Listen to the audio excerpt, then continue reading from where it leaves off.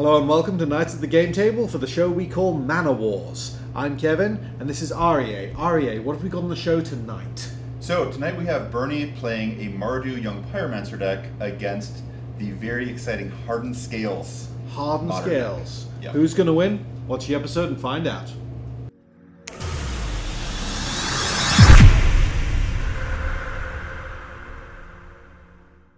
To keep up to date with everything at Knights at the Game Table, all you have to do is click subscribe and then hit that tiny little notification button next to it, so every time we upload a new video, YouTube will be sure to let you know. And while you're watching, don't forget that we're giving away a standard booster box of your choice every month. To be entered into the draw, just share this video and then comment down below and let us know. While you're doing that, let's get ready for our favourite part of the show. Rock, paper, scissors. Alright, here we go. Will it be rock, will it be paper, or will it be scissors? I feel like Scissors Lizard has gotten a rough go of it lately. Oh! He finally gets to succeed. He's eaten the paper tiger. Scissors Lizard eats paper tiger for lunch, that's Good correct. Lord. So here we go. Not a lot of things eat a tiger for lunch, right? That's pretty brutal. Scissors Lizard does. Okay, so on the left we have got... So on the left we've got Berni, and he now is playing a Young Pyromancer Mardu deck. Probably one of the only sort of quote-unquote fair decks in Modern. Like a deck that's just playing creatures and removal spells, no combos really of any kind. And then on the other side here we have Kevin playing the deck that just won the most recent Grand Prix actually in Modern, which is Hardened Scales. Hardened Scales. Tell me about Hardened Scales. Hardened Scales is an enchantment that costs 1 green mana that anytime a card would have a counter on it, a creature, it gets an additional counter. But he has here Kevin has a very exciting turn one of a tap land Welding Jargo. That's a very artifact-y turn one. Yes. Oh, but it looks like Berni has an Inquisition of Kozilek, so we have to see what's up. So there's the enchantment Hardened Scales getting taken away, which is going to be huge because that card is very important for this deck to have. Unfortunately, Kevin's land did not produce green mana, so he just couldn't cast it on turn one. But it looks like he would have had a really aggressive draw if he had been able to. So Berni is going to take that, and then Kevin's follow-up is a Steel Overseer, which is pretty good. It's a 2-mana 1/1 that puts a counter on all your creatures, and like we said, with cards like Hardened Scales that give an additional counter, yeah, it can get out of hand pretty fast. I mean, just those two cards alone is +2/+2 counters on your creatures every single turn. It's pretty tough to beat. But Berni is a kind of like a mid-range deck. He's got a lot of removal. He's got some discard. So he is well set up to deal with these kind of creature-based combos, or so you might think. It looks like Kevin's got a lot of land on the right side there. Yeah, his hand, he has a Blinkmoth Nexus, he's got a Darksteel Citadel, and then he's got the 2 lands he has in play, a Blinkmoth Nexus, and I believe that's the Ruins of Oran Reef. Oh, so he's got 2 Blinkmoth Nexuses. He's got an Inkmoth and a Blinkmoth. Oh, an Inkmoth and a Blinkmoth. Inkmoth and a Blinkmoth. Okay, not the same. One of those is poisonous, right? One is poison, one isn't. But with that Modern Masters art, they do look very similar. So Berni cast Faithless Looting, and discarded a couple cards, but he didn't actually add to the board, and he didn't kill that Steel Overseer either. So Steel Overseer is sticking around. In a position to start powering things up. Yes, so that's a really, really good thing. And this is going to allow Kevin to use his Ruins of Oran Reef, which puts an additional counter on a creature that entered play this turn.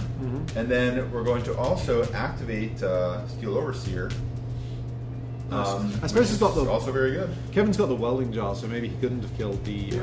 Yes, Kevin having Welding Jar is very, very challenging here for Berni because the Welding Jar is going to mean that any removal spell that Berni could play is essentially countered by Welding Jar. Yeah.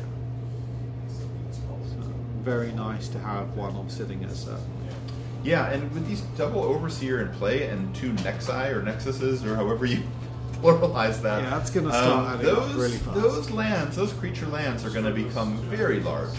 Oh my goodness. Oh wow. So Colligan's Command is going to attempt to target both Overseers to destroy them, but as we mentioned before, Welding Jar is going to kind of step in the way, regenerate one of those 2 creatures, thereby not allowing Kevin to have the extremely explosive draw of activating both Overseers every turn. However, he still has a pretty solid follow-up here. where he's going to be able to play probably the most powerful and scary card in this deck, Arcbound Ravager. Because Arcbound Ravager comes in, gets an additional counter from Ruins of Oran Reef, and then gets an additional counter from the Steel Overseer. So Ravager will come in as a 3/3. It's mounting up here. Yeah, and that is just, when you're a targeted removal-based deck and you have a large Arcbound Ravager, it is a frustrating situation. Can that Overseer also power up the lands, the Nexuses? It can, as long as they're activated as a land at that time. Yes. Gotcha. Okie doke.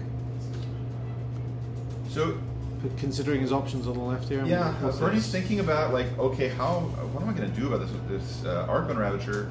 He doesn't have a way to kind of deal with it right now, so he's just going to have to cast a Lingering Souls, make 2 spirits, and pass. Which, against some draws from this deck, might be okay, but like staring down like a ridiculously gigantic Ravager and an Overseer that is itself already a 4/4, I don't know if those spirits are going to really get done. Oh, it's Arcbound Worker. Yes, that is Arcbound Worker, which is now a 2/2. Are we threatening lethal with the Inkmoth Yes, Nexus? we are threatening lethal poison, yes, for sure. Because, so Arcbound Worker is a 1/1, is a modular card that, when it dies, can place its counters onto something. And basically the way that works with Arcbound Ravager is that when you sacrifice the Worker to the Ravager gets a counter, and then it also gets all the additional counters from the Worker. So it's almost like an extra, quote-unquote, extra, I'm doing air quotations now for those of you at home. It sort of gets one more counter than what you see visually, is what happens. Gotcha. So it becomes very, very large. And so Berni is kind of in a rough spot here. He's pretty much has to block these things. But then again, like, what's he doing? You know, he's gonna lose some spirits. He can't really attack. His blocks aren't great. No, he needs a bit more board presence fairly quickly. Yeah, he needs.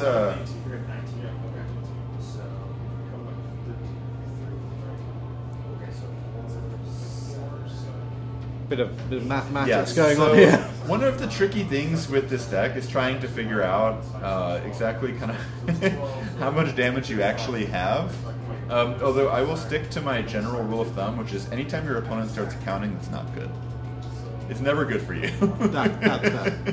Any sort of arithmetic they're doing is usually not in your favor. It's usually how close they are to, you know, ending the game. That's typically what they're thinking about at that point.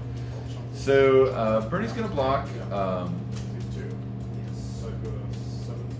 Kevin is going to place many counters on all of his artifacts. All of the things. And then he's just going to say go. That is a terrifying board. Yeah, you know, you would think that, given that, like, Kevin's Hardened Scales never saw the battlefield. I mean, it just got taken right out of his hand. Goodness, it could have been much worse. Yeah, you were like, okay, well, you know, we dealt with the namesake card. Usually when you were able to destroy the card a deck is named after, that's usually a pretty good sign. Well, I think we've got an exclusive elemental token on the table there. Yes, you have a Pat's Games elemental token. Tell the folks at home where they can get those. You can get them right here at Pat's Games, Austin, Texas. Pat's Games, Austin, Texas. Yeah, we got some cool stuff here. So now we have a Hangerback Walker that's going to now also get the benefits of Ruins of Oran Reef. Oh. So now this Hangerback Walker can either become like a supercharged Lingering Souls in itself, where we can stack a bunch of stuff to Ravager and then like make a ridiculous number of 1/1 Thopters with Hangerback Walker. Well, actually, because I have Hangerback Walker, oh. So now we're getting in the fray with Inkmoth Nexus, which is going to be an extremely awkward thing here. So that's the poisonous one, right? Yeah, that is the poisonous one. And definitely getting blocks. Yes, it is a must block. For fear of all those tokens spilling onto it. Yeah, and so Berni's is going to have to line up a bunch of blocks with tokens, but these enormous Arcbound guys and Nexuses are just at a level at this point where Berni's just going to have to, I guess he has to cast Lingering Souls every turn now. We're at a nexus of nexuses? A nexus of nexi? What would be the grammar here? I mean, I don't know. I don't know. It's not good. It's not good for Berni, I'll tell you that. So yes, so sacrificing Arcbound Worker to Arcbound Ravager Putting all the tokens on the Nexus. And then putting the workers' modular counters onto the Nexus. So the Nexus becomes very large. And Berni basically got one spirit, and he's looking at Liliana of the Veil, which I think we had talked about earlier today when we were talking about this matchup. You were asking me, and you said, isn't Liliana of the Veil like a really powerful planeswalker? It's like, well, look at the board. Today, right here, it's not what you want it to be. Yeah, what are you going to do? I mean, like, it's like, oh, gosh. Like, Berni's going to probably discard it here to this Faithless Looting. Like, what is Liliana even accomplishing? I don't know. She's going to make something bigger is what she's going to do. Yeah, I mean, well, she could make, she could make him sacrifice a creature, but that creature would probably be Hanger Blackwalker, and he would just get a bunch of Thopter tokens. Yeah, so Liliana just, sadly, not cutting any ice, going directly to the graveyard here. And Berni can't even attack with, like, a young Pyromancer, because there is this 3/3 Hanger Blackwalker hanging out. Hanging back. Yeah, he is hanging. He's hanging. He is hanging. In this particular deck, this is like a Hangerback deck like no other. I mean, that card got played in Standard. It does get played in some other decks as well. But in this deck, it's like capable of just doing a ridiculous amount in terms of how many Thopters you can actually produce. Terminate on the Ravager, and all the counters go to the All the counters go to Hangerback Walker. Although, at the moment, it looks like Kevin doesn't have a way to sacrifice that Hangerback Walker for value. So, he can't, like, immediately do anything with it. But, we'll see what happens. So, now Kevin is, like, in, like, this enviable position where, oh, okay, more Hangerback Walkers. That's nice. And then we use our land to make it even larger. We activate this gigantic Inkmoth Nexus. And now basically all of these creatures are going to require a jump block for a very long time. Right, I have no more ways to jump this. Yeah. And yeah, Steel Overseer doing his thing, putting some more counters on the Nexus, and that's going to be 7 poison. 7 poison. So 7 poison for Berni here. He may be able to, actually achieve the rare feat of losing in 2 different ways at once, where you get poisoned out and damaged out at the same time. Okay, has he got any options here? What's he looking for? I mean, really, another Colligan's Command would be on his list of things, but it's when this Hardened Scales artifact deck gets its creatures to this size, it's gonna be hard for any deck that doesn't play, like, specifically the card Wrath of God or something, maybe. And even that card doesn't necessarily do it. Doesn't deal with the Nexuses. No, it doesn't deal with the manlands, and also, like, enough creatures in this deck do something when they die that it's just not even a feasible, like, way to even interact sometimes. Alright, so here comes a big Nexus, a big Hangerback Walker, perhaps a slightly smaller Hangerback Walker. Yeah, they're all getting in. Why not? Yeah, the card that's on the bottom of the screen here, that card is Throne of Geth, which taps to proliferate, which is just another way of putting another counter on everything that has a counter. Oh, good lord! So now Steel Overseer is going to do its business. I think we had gotten somewhere like 10 or 12 dice ready for this matchup, and I think we may have undersold the need for dice is an awful lot of I spent several minutes gathering dice, and apparently I needed to spend more time. Well, I can then just sack it and proliferate. Yeah, so this is bad news. So Throne of Geth, one of its abilities is its ability is sacrifice an artifact, and then you can proliferate. And, that can let him. But that also it allows him to put counters on stuff. But also it would allow him to sacrifice a Hangerback Walker. And when a Hangerback Walker dies, you get that many 1/1s equal to the number of counters on it. Ooh. And these are some large Hangerback Walkers. These are big ones. They're very, very big. I could theoretically just... Yeah, you make 11 dudes. I think I'll make them all 2. Yes, so... I think that's fine. Yep. I'm going to sack this. Yes, so Throne of Geth is going to come down. It's going to make 11 Thopters. 11, oh my good God. Well, it's not a creature. Oh, doesn't matter. Yeah, it's proliferate. It doesn't even. Yeah. So so what players were discussing here is that you can add counters to a inanimate land. With Throne of Death, because Proliferate only cares about counters, not about being a creature. Yeah. Wow. This is wild. Oh, okay. Arcbound Worker, because we really needed that. with the critical top decks here. And then what's going to happen is he's going to attack. I think he can attack for about 50 plus damage here, plus a lot of infect damage. He can give +1/+1 to all of those Thopter tokens, can't he? Yeah, that is. It's a lot. Well, that's not what Berni wanted to see. It's a testament to the power of the deck, though. That's huge. I think what he did want to see, what was good, was the Inquisition, the Hardened scale. That was huge, and then killing 2 creatures at once. I thought Berni was looking really good then, but it just didn't go anywhere. Well, the thing is that this counters deck, this modular deck, the counters really spiral out of control because all it takes is 1 or 2 of these cards that care about counters. Like we saw, a Steel Overseer and a Ravager, a Hardened Scales and a Ravager. Like you just need 2 of those cards, and all of a sudden your whole board is so explosive. That land was really good. The Oran Reef land. Ruins of Oran Reef. Yeah, that really got him rolling. Oh, for sure. Okay, what are the players looking to bring in here? Well, I think Berni is definitely looking at any cards that say destroy target artifact. So he has a couple of those in Wear Tear. He also has Anger of the Gods, which is not going to be good enough once the creatures get really, really big, but can maybe handle them on an early turn before they get enormous. And then also just Engineered Explosives, just another way to just round out his removal suite. Maybe remove some pesky 1 mana cards or something like that. Liliana leaving the house? Liliana is probably leaving. Liliana is very slow, and in this particular matchup, when your opponent has cards like Arcbound Worker that do things when they die, making them sacrifice a creature is not that exciting. Okay. And then what's Kevin bringing in here? Kevin's going to bring in Evolutionary Leap, which is a very cool card. Evolutionary Leap is similar a little bit to Oath of Druids. Oath of Druids? Yeah. Okay, that's a card idea. Yes. That's a card. It's similar to kind of like Oath of Druids, where what you do is you pay a green to sacrifice a creature, and then you reveal cards from the top of your deck until you reveal a creature and put it into your hand.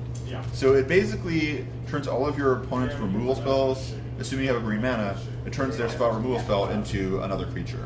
Okay. So it just makes you never run out of creatures. Very interactive with the sacrificial nature of all these creatures. It's also helpful in this deck because you do have creatures that you want to go to the graveyard, and it is another sacrifice outlet for that, which is really helpful.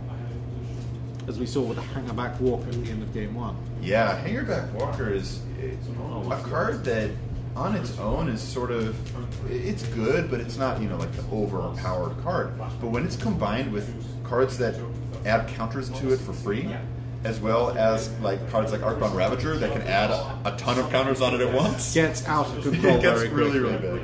Because in the last game, what Kevin had at the end of Berni's last turn there was he was able to sacrifice the Hangerback to make 11 1/1s. But the thing is, based on the way his board was, those creatures were actually 3/3s because he could sacrifice. He could use his Steel Overseer to put counters on all of them to make them 2/2s, and then proliferate to make them 3/3s. So that's why he, at the end of Berni's turn, sacrificed the Hangerback Walker to put, I believe, 33 power into play. Oh my God, that's just brutal. So here we're going to see game 2. I think Berni getting cards in Anger of the Gods and Engineered Explosives, cards that are like Colligan's Command, able to deal with multiple threats, I think those are going to be critical. Because those 1 mana cards that are good in a lot of matchups, like Fatal Push or Lightning Bolt, are just a lot weaker against this deck in general. Absolutely. Okay. Oh, Kevin taking the mulligan with the Scales deck. Yeah, I do think this Scales deck does mulligan some, just because you need certain pieces to operate. It's not that you can't keep hands that are slightly speculative that don't have all the pieces, but your deck is so strong when you have turn 1 Scales, turn 2 Ravager, Overseers, and you just have all of those cards coming down on the right turns. A pair of Arcbound Worker is not going to cut it. Yeah, if you have a 1-lander with 2 workers and the Throne of Death, that may not get there because you know the deck does play a lot of pieces that are sort of supporting characters. You know, they're like background.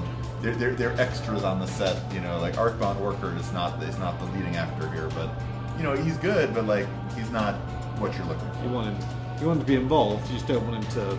He's not going to carry the whole show by himself. No. Much like I do here every week, but no. Oh, brutal, sir, brutal. Okay, Arcbound Worker in play. Yes, so it looks like the worker does come down. He heard us talking about him. He was like, "I'll show those guys." Yeah, he will show us his power. I mean, I will say that more exciting to me than the worker is actually the Inkmoth Nexus. I think that's like that's the perfect land you want to have him play as soon as possible, because with all the ways to generate counters, the Nexus can threaten 10 poison like really fast. Turn 3? Turn 3 pretty consistently. Turn 2 I think would be a little tough, seeing as that you need to like tap something to make the Nexus attack. But with some number of like Mox Opal type draws, I'm gonna say implausible but possible. Alright, so worker gets in for 1. And follow-up is, alright, Steel Overseer. That's strong if it sticks, but I feel like post-board that Berni has a lot of ways to deal with this card. I would think he probably has to have a way to deal with it. I think it's more that he's deciding which way is the best way to deal with it. That sounds fair. There are actually red cards in his hand. Some of them must destroy and burn things.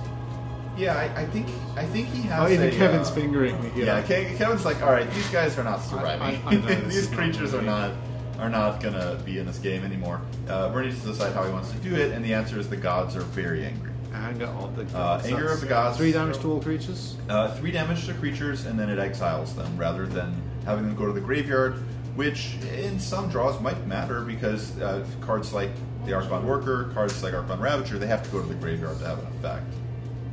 Alright, Ancient Stirrings, everyone's favorite. They don't modular draw. On leaving play, it's on. No, they have to go to the graveyard. Oh, I see. That's why a card like Rest in Peace or Leyline of the Void actually would be quite effective against this deck. Because those cards do need to go to the graveyard to trigger modular. So Ancient Stirring is going to find Karmsar and Aversa. So look, a Planeswalker that might actually get played, yeah. We got a Planeswalker, unlike Liliana, who got sadly discarded last game. Karn might actually get into play. And Karn is actually a bit threatening, honestly, to this Mardu deck. Berni's sideboard cards, cards like Anger of the Gods, they don't really deal with Karn. So tell us a bit about Karn. I know he's been here in the previous episode.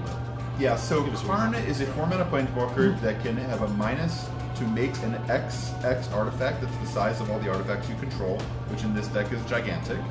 And then you can plus to look at the top 2 cards. Your opponent chooses one of the 2 to put in your hand, and you can minus to choose any card that he's previously revealed to put into your hand.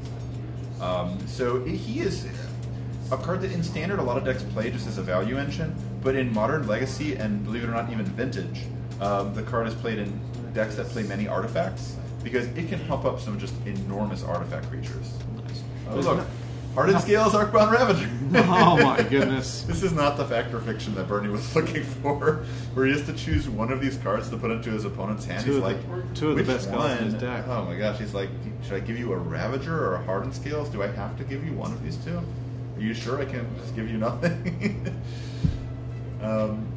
So, I mean, it's tough, right? Because whichever one he gives Kevin here, he knows that Kevin can minus the Karn to get the other one too, unless Karn somehow can die, which seems unlikely. Yeah, it's Berni. I don't know if it's in frame, but I see Berni just shaking his head, and I don't blame them really. So it gives him the scales. Yep. So Berni chose to give Kevin Hardened Scales, which, you know, I honestly think it kind of didn't matter, because the reality is that Arcbound Ravager is almost certainly coming down from behind that card next turn anyway. I mean, the 2 cards that Kevin's hand would be really good if he chooses to not take Arcbound Ravager. For sure. So I assume that's probably going to happen. Berni's just trying to think, okay, like, what can I do here to sort of get out of this business? Hangerback Walker, a particularly awkward card, especially after Berni's already used his Anger of the Gods, because Hangerback Walker going to the graveyard is going to make some number of Thopters, And even one Thopter is sort of an annoyance when you're trying to win the game with Lingering Souls. Yeah, it's hard for those to do much to Karn. Now it's down to 4. Yeah, Karn's going to go down to 4. The spirits are going to come in, do their business, and then Berni's going to Inquisition. Okay, interesting. So he sees Hardened Scales, and then he also sees a copy of Walking Ballista, and he will choose Hardened Scales unsurprisingly. Yeah. And following that, man, Berni, I think, is wishing he had a young Pyromancer in play while he was casting all these spells. That would be significantly improved his board. But unfortunately, he's just having to, pay for Lingering Souls the old-fashioned way, just front half Lingering Souls, back half for Lingering Souls. Only 4 tokens out of your spell. Only a 4-for-1. Yeah, he's has to be resigned to only that. But it is worth noting that this is one reason that this Hardened Scales deck is getting played more now than Affinity, the sort of typical artifact deck, because that deck really would struggle with all 4 of these Lingering Souls. Whereas, as you can see, this Hardened Scales deck is not bothered at all. It is not afraid of these Lingering Souls at all. These Lingering Souls do not scare it. So we have to decide what's better here. Is it Walking Ballista, or is it some form of Arcbound Ravager thing? I think, to me, I kind of like perhaps a. I mean, it's kind of tough. I feel like I would lean towards a play that involves keeping Karn in play. There's a couple different ways of doing that. It does involve sacrificing some things to Ravager, but I think there's a means of activating a Hangerback Walker or something. Yeah, if we can. Can we get another counter onto the Walker before he sacrifices? He can, yeah. Hangerback Walker has an ability that's pay 1 to tap it to place a counter on it, so it can put counters on itself. It is a little mana intensive, but we have 5 lands. So you could conceivably make 2 1/1 flyers here and not lose Karn. He could, yeah. He could make it at least 2 because he would need the Ravager to stay in play as a sacrifice outlet. So let's see what Berni does. I assume he swings all 4 of his spirits a la Karn. Yeah. And so now we're going to see, here comes this Hangerback Walker activation. And it's very awkward because if Berni wants to try to point a removal spell there, so 2 Thopters are going to come down here from the Hangerback Walker. And those Thopters, I assume, are going to just get in front of 2 spirits, which will keep Karn in the ballgame.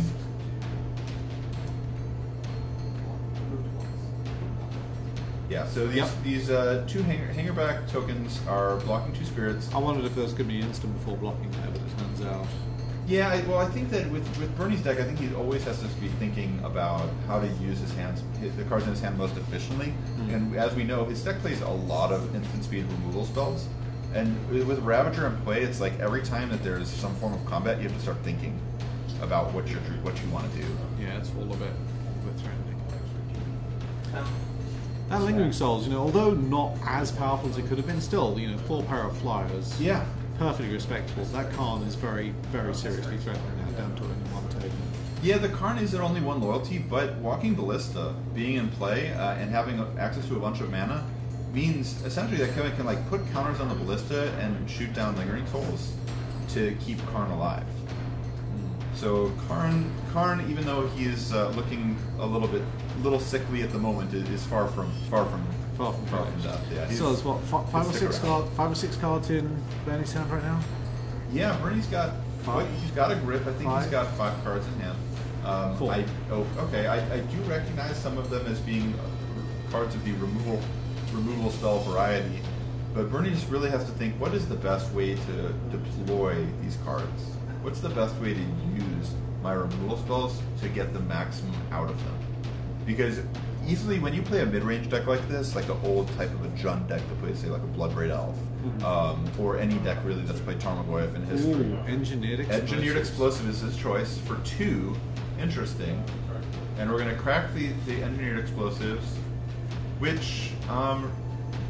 this is a 0/0, right? This is 0 CMC, right? Right. Yeah, Yeah, so... which actually, Kevin can just let happen and then just use the modular ability of Arcbound Ravager.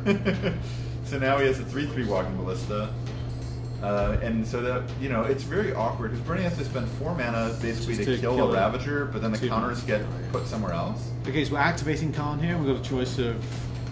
Yeah, so we have an Arcbound Worker or a Ancient Stirrings, which Berni is definitely saying you can have the Worker. You can have the Worker. I do not want you to have the Stirrings at all.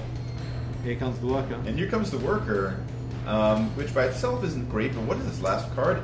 Another Oh! Ravager. No. Okay, that is great. That's going to That add up is very great quickly. because that Ravager means that with all of these lands that can turn into artifacts and the Worker, that we're going to put many counters on Arcbound Ravager. Is this lethal? It is definitely lethal. Do you Oh see my how large goodness. this Ravager is getting? So that's now. Now it's a 5/5 Ravager. All of those Ravager counters, when it gets sacrificed, go on to Walking Ballista. Walking Ballista attacks For 9. and then activates its ability for the rest. Oh my good god. Brutal. Oh my Brutal. gosh, that's it. That is a crazy draw, right? It's like so explosive. You know, we were very disparaging of Arcbound Worker, but as I it know. turns out, I know. he was the man. He was there on turn 1. He put in the early footwork, Yeah. and then he pushed it over the edge of the end. Yeah, I mean, the Arcbound Worker was a key piece of the puzzle there. Arcbound Workers of the world, don't let us put you down. You are what it's all about. Absolutely. Hardened Scales really puts that deck over the edge. That's huge. Yeah, that deck is really a little new on the scene in Modern, but man, I mean, the games that deck has where it's really explosive, it just takes over. I mean, he basically turned like 2 or 3 creatures into 16 damage, like very, very quickly. Did he even have the scales in play at any point No. in those games? No. No. That's the accelerator. This was the slow version. That's correct. And just stomps all over that mid-range deck. If you try and be fair in Modern, you're going to have a bad day, right? Yeah, you really are. Especially when you're trying to play cards like Liliana of the Veil don't usually match up well. Cards like Lightning Bolt, not great against Arcbound Ravager. So, yeah, some of the interactive cards for the Mardu deck just weren't at their best here. Is there more Mardu could have done? Like, could Mardu have had better draws and given that deck more of a match, or was it always going to be a bit I think, honestly, a big thing would have been if Mardu had been able to play Blood Moon. Blood Moon is actually... It doesn't seem like it would matter against an artifact deck, but those artifact creature lands are so important, and they really losing are. all of them to the Blood Moon is a significant problem. Okay. Well, Arya, thank you very much for everything. Yeah, it's been fun. And we'll see you next time on Mana Wars.